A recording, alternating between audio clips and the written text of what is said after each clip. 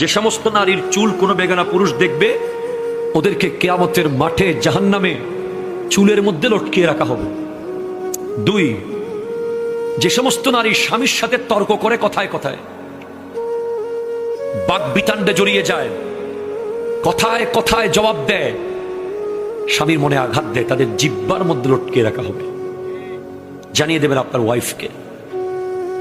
আপনাদের সাথে আসতেছি একটু পরে। শুধু মেয়েদের কথা বলে চলে যাওয়ার লোক আমি না, আপনারাও আছেন সামনে। যে সমস্ত নারী পরকীয়া সম্পর্কে লিপ্ত এবং বিয়ের আগে বিবাহ বহির্ভূত প্রেমে লিপ্ত, এ সমস্ত নারীদের বুকের দুধের স্তরের মধ্যে প্যারাক মেরে লটকে রাখা হবে জাহান্নামে। নাউজুবিল্লাহ।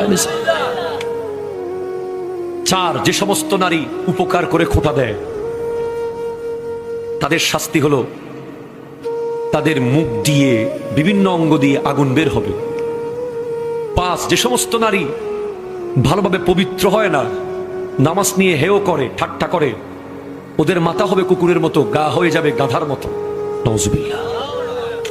অথবা যাদের হাত পা বেঁধে রাখা হয়েছে, সাপ বিচ্ছু ছেড়ে দেওয়া হয়েছে, এরাই শাস্তিটা পাবে।